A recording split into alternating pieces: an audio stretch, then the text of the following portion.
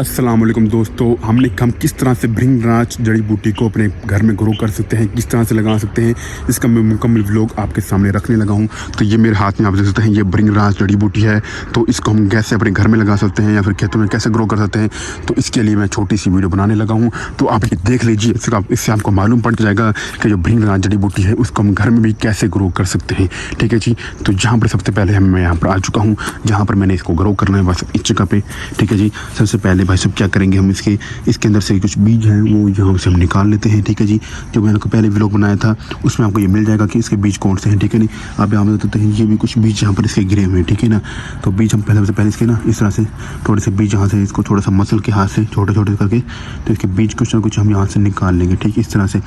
तो और भी देख लेते हैं, इसमें कहीं ना कहीं फूल हमें मालूम पड़ेंगे, जो सफ़ेद कलर की जो चीज़ें हैं इसके अंदर में इसके बीज मिलेंगे। ठीक है, आपको मैं दिखा भी देता हूँ थोड़े से।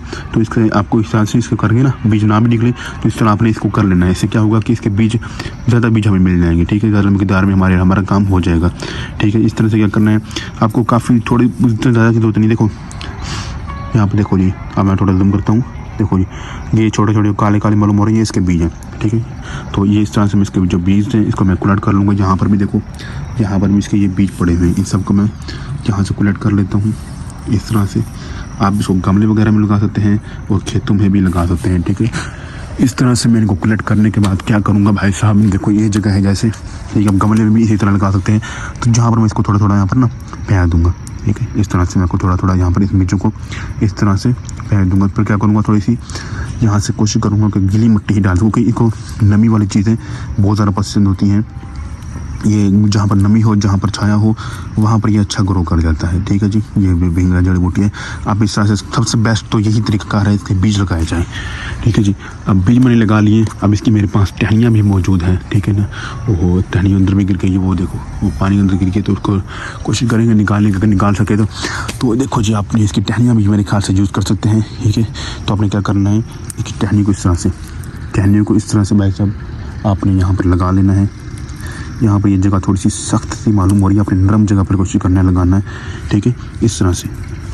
तो टहनियों को भी इस तरह हम इस्तेमाल कर सकते हैं, इंशाल्लाह ताला फ़ायदा ज़रूर होगा इनकी टहनियों को लगाने का भी। ठीक है जी, तो इस तरह से ये जगह थोड़ी सख्त है, थोड़ी नरम जगह पे कोशिश करते हैं। ये भी थोड़ी सी सख्ती है खैर, लेकिन उससे काफ़ी ज़्यादा नरम है। तो इसकी टहनियाँ हैं, आप इनकी टहनियों को थोड़ा कटाई भी कर सकते हैं, जिस तरह हम पुदीना लगाते हैं उस तरह से भी आप लगा सकते हैं, थोड़ा सा तोड़ के।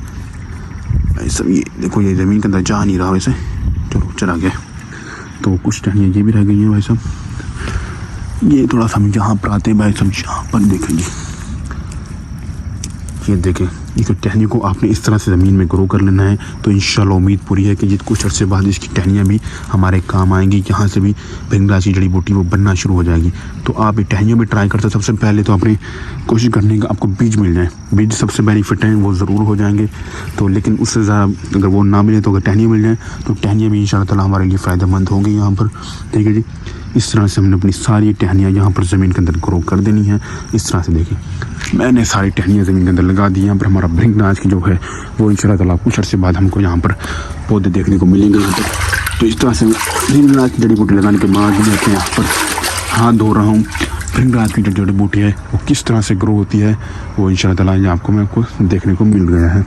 तो मुझे दीजिएगा, अपना ख्याल रखिएगा। अल्लाह हाफिज़।